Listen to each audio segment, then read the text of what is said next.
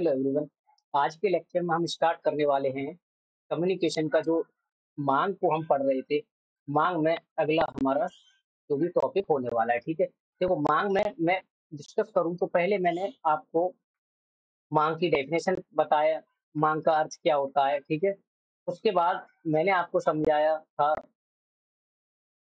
मांग के नियम के बारे में, ठीक है। मांग के नियम में ये सारी चीजें हमने ऑलरेडी कवर कर ली है, ठीक है।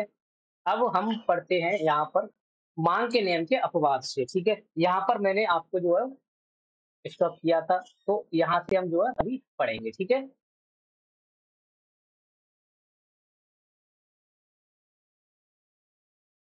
तो मांग के नियम की हम बात करें तो मांग के नियम का मतलब क्या होता है कि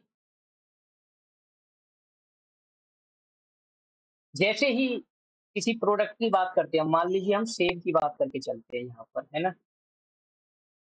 मांग के नियम की बात कर रहा हूँ मैं। तो मांग के नियम में हमने पढ़ा क्या था, हमने ये देखा था वहां पर कि मान लो सेब की कीमत है 100 रुपए पर केजी है ना, पर केजी है। तो वहां पर मैं 5 केजी सेब जो है सेल कर पा रहा हूँ।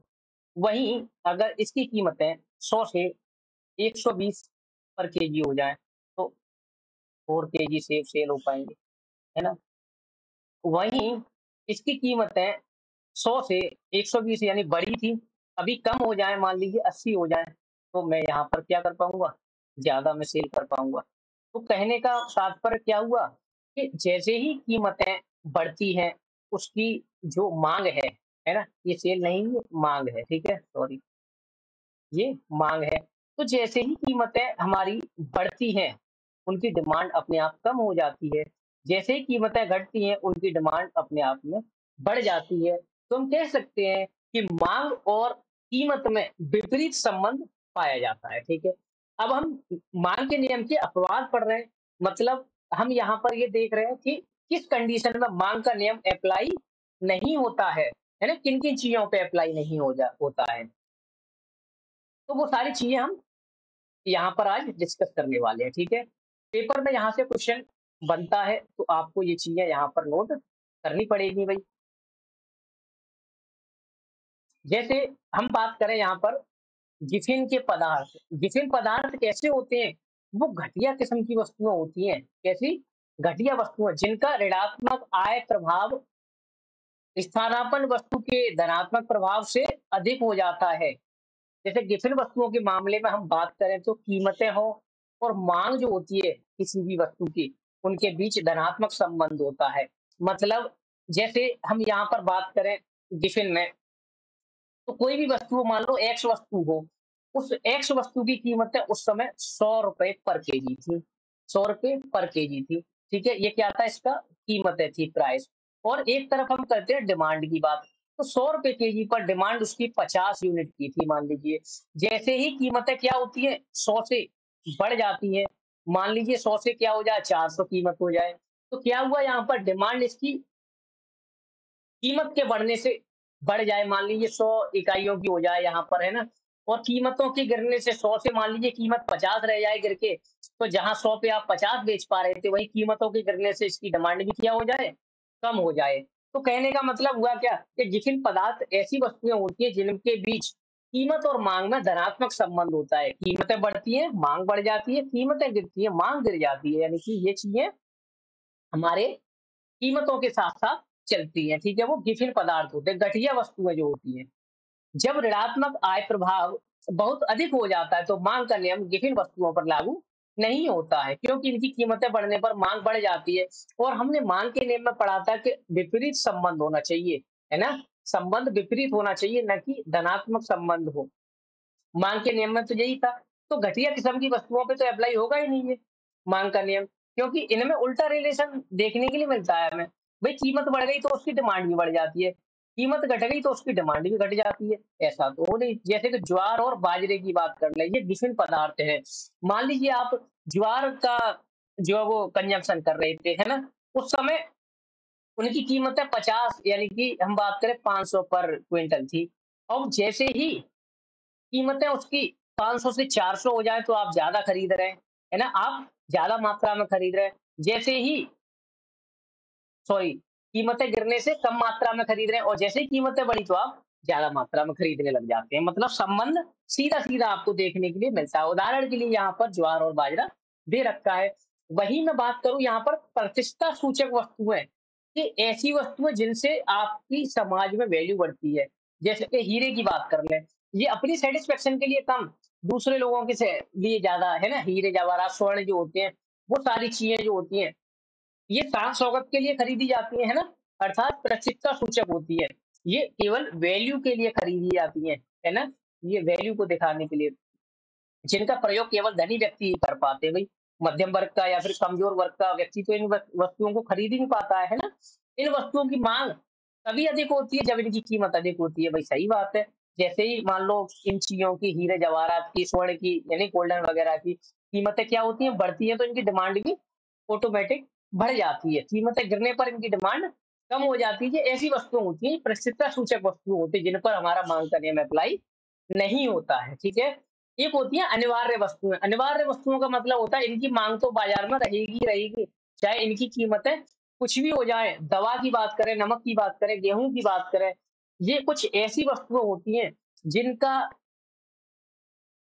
आपकी कीमतों से कोई संबंध नहीं होता है। कीमतें आपकी ज़्यादा हों, कम हों, ये तो नेसेसरी वस्तुएँ हैं, ये ज़रूरी वस्तुएँ हैं, जिनका उत्पादन आप मतलब जिनका हम बात करें माँग हमेशा रहती ही रहती है मार्केट में, है ना?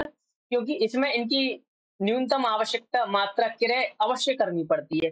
भई बिना इसके आप काम नहीं चला सकते, बिना इसके आप काम नहीं चला सकते, ये तो आपको खरीदनी ही पड़ेगी। तो ये कुछ ऐसी वस्तुएँ होती हैं, अनिवार्य वस्तुओं पर भी माँग का नियम अप्लाई नहीं होता है। कितनी भी कीमतें हो जाएँ, ये तो आपको खरीदनी ही पड़ेगी। वहीं हम बात करें 4th पॉइंट में कि वस्तु की दुर्लभ होने की प्रत्याशा। दुर्लभ का मतलब क्या होता है? भविष्य में अगर हम बात करें जैसे किसी चीज़ की माँग बढ़ने की संभावना हो, है ना? उन पे भी ये अप्लाई नहीं होगा। जैसे हम बात करें यहाँ पर अकाल या फिर युद्ध काल आ जाए आदि समय में व्यक्ति कुछ वस्तुओं का अधिक मात्रा में उत्पादन खरीद लेते हैं। क्यों? क्योंकि उन्हें लगता है कि आने वाले समय में इनकी मात्रा हमारे लिए अवेलेबल नहीं हो पाएगी, तो ऐसे कहते नहीं है कि स्टॉक में खरीद के रख लेना किसी चीज़ को, है ना? जैसे कि कीमत उनकी वृद्धि हो रही है तो हम अभी खरीद के रख लेते हैं, बाद में क्या पता और ज़्यादा कीमतें बढ़ जाएँ। हमें ये लगता है कि आगे जाके इनकी कीमतें बढ़ सकती हैं, ठीक है? जैसे हम बात करते हैं यहाँ पर,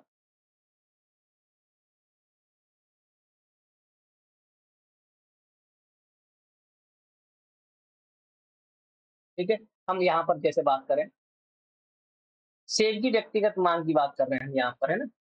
कि ₹90 प्रति केजी थे तो 1 केजी बिक रहे थे, जो डिमांड थी मार्केट में। जैसे ही कीमतें गिरी और ज़्यादा डिमांड हो गई, कीमतें और गिर गई और ज़्यादा डिमांड हो गई।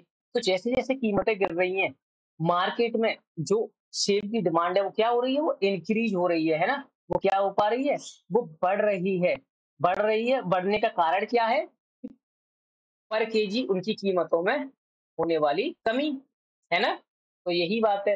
वहीं व्यक्तिगत मांग वक्र की हम बात करते हैं तो ये तो हमने शायद अभी पढ़ा नहीं है ना? व्यक्तिगत मांग वक्र होता है जब एक व्यक्ति की माँग को हम यानी किसी व्यक्तिगत माँग को जब हम एक ग्राफ पेपर पर अंकित कर देते हैं, उसी को हम कहते हैं व्यक्तिगत मांग वक्र, ठीक है?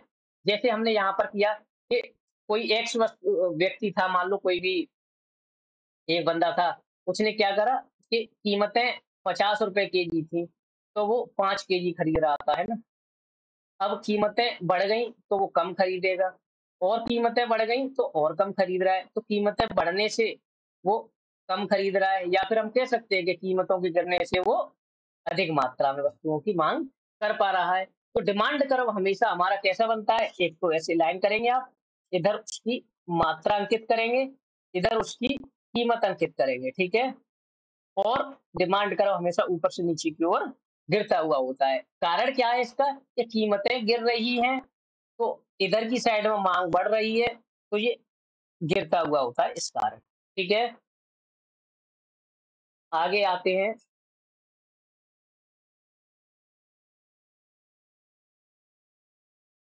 बाजार मांग वक्र की हम बात करते हैं।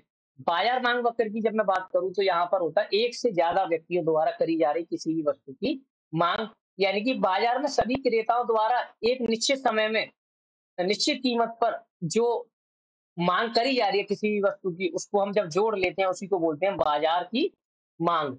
जैसे कि एक तो ए है खरीदने वाला, एक बी है और एक सी है। 3 लोग हैं जो कि मार्केट में किसी भी वस्तु को खरीदते हैं और मैं जब इन सब की माँग को प्लस कर लेता हूँ, तो मैं कह सकता हूँ कि वो बाज़ार माँग है ना? कीमतें वही रहेगी, गिर रही हैं कीमतें।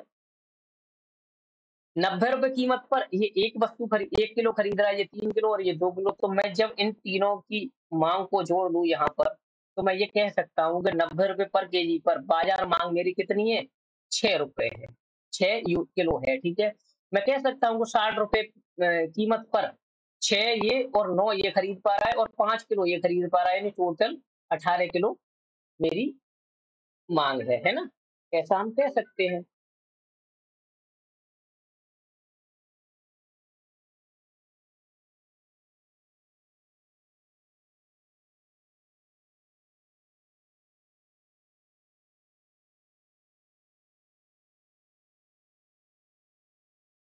ठीक है? बाजार माँग पढ़ ली आपने, अब बाजार माँग वक्र की हम बात करते हैं यहाँ पर, तो